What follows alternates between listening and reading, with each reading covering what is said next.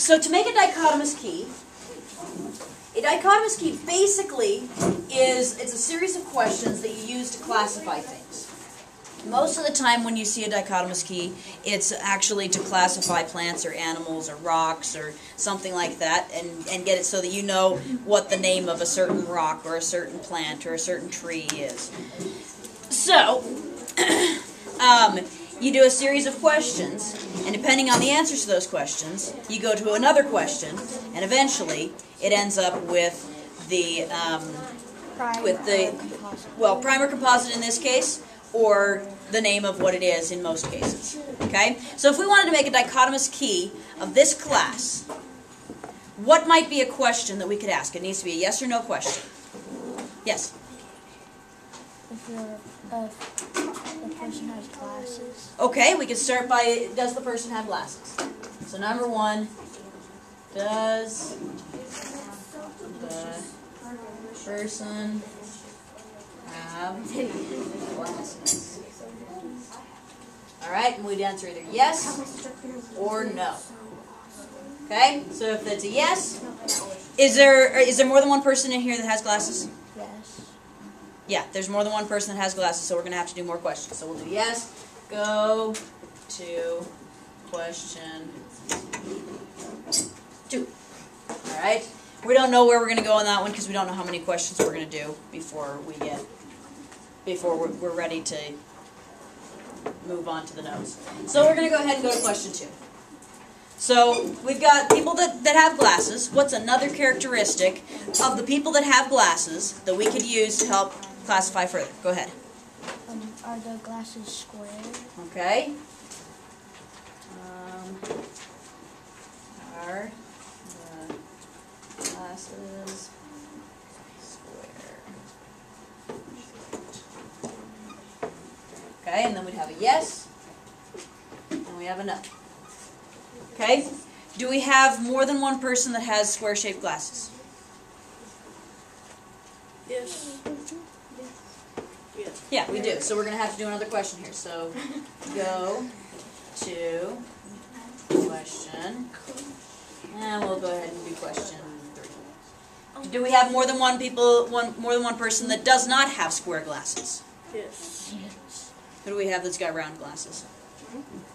Yes, go. Mine are more of a... Yours are square. No, Yours are pretty square. I would classify those as square. Okay, guys. Yeah, Mac has round glasses, doesn't he? and Pretty so much the does rest of Devin. them Devin are has squarish, round. right? Devin has round. Devin has round. Devin has round. He Let's see your glasses, Devin. I would say those are square too. I would. Okay, so Mac is the only one that has round glasses. So we're going to say that this person, if they have glasses and the glasses are not square in shape, then it is Mac. Okay? And we would continue to do that until everyone in the class could be classified out using these different questions. We'd have to go back and do our questions for the people that don't have glasses and classify them out. Yes?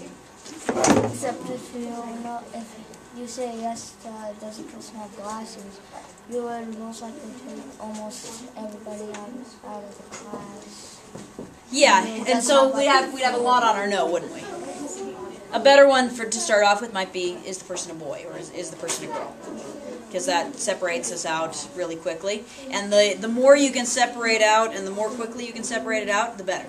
So if we're doing this for our numbers and we want to find prime and composite numbers, what might be a good question for us to start out with? Go ahead. Is it even? Okay, is it even? Okay, and if it's a yes, we're going to go to one question.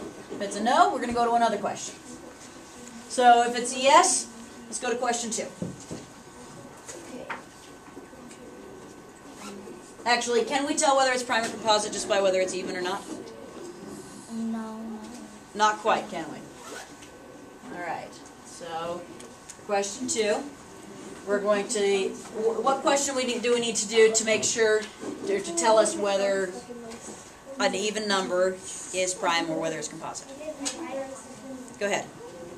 Well, it depends if you're doing number 2. We are including number 2. So what might be a good question there? If you're doing number 2, then is it a factor of 2? Well, if it's even, then it has 2 as a factor, doesn't it? Yeah. Okay, so we already know that 2 is a factor. If we know that it's even, how can we, what yes or no question can we use to determine whether it's prime or composite? Is it a prime number? No, we don't want to ask is it a prime number. We're going to use this to figure out if it's a prime number. So we need a question that'll separate out the prime numbers from the composite numbers. So of our even numbers, which ones do we have that are prime? 2. Just the number 2, right? And 0. And all, well, 0 is neither actually. So we could ask, is it the number? But actually, sorry, let me slow down.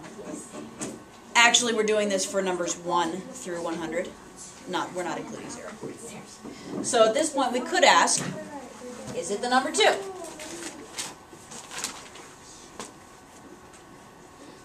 And if it's a yes, what are we going to put? Yes, then it's prime. Then it's prime. If it's a no, And composite. then it's composite. All right, we've already classified 50 of the 100 problems, right? So now we got our next question. So our no, go to question 3.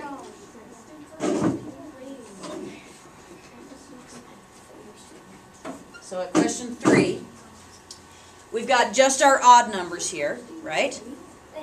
So how could we classify those odd numbers and figure out whether they're even, or sorry, whether they're prime or whether they're composite? What's a good question we could ask?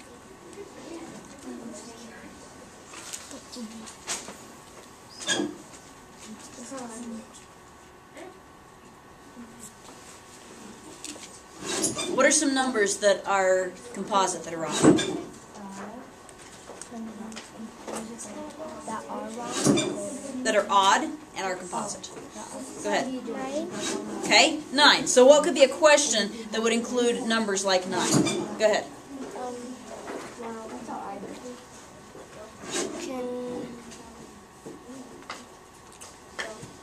Can it be the factor of 2? We've already got our factors of 2. Factor of 3. Okay. Can it be divided by 3?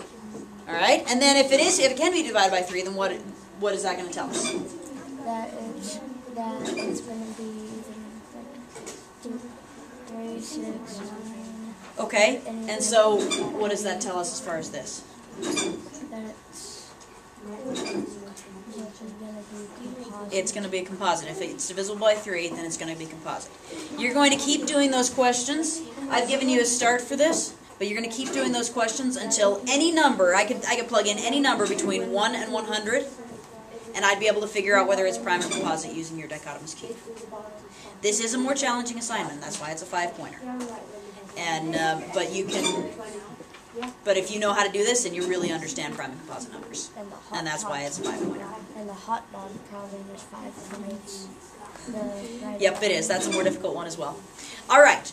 What other questions do you have about dichotomous keys? Go ahead. So do you just have to do one number? Or like... What do you mean? Like for this, do you have to like choose a number? Or do you have to do everything? You need to make your dichotomous key so that I could put any number in there, any number between 1 and 100. I could use it, and I could classify whether it's prime or whether it's composite. Go ahead. You need 24 buns, which comes in 2 packages. Excellent. The funny thing is in that video that he takes out 3 sets of 4, which is 12 buns. So he pays for one. So yeah, so he takes out actually 12 packages. So and he's got 12 buns, which would be 1 package. So if he bought 1 less package and he bought, It's sort of yes. So they can see it. Excellent. If you want to show that to them, go for it. All right. Do we have any other questions that I haven't clarified? Look at that. All right. Then we are done. Did you go ahead and stop it?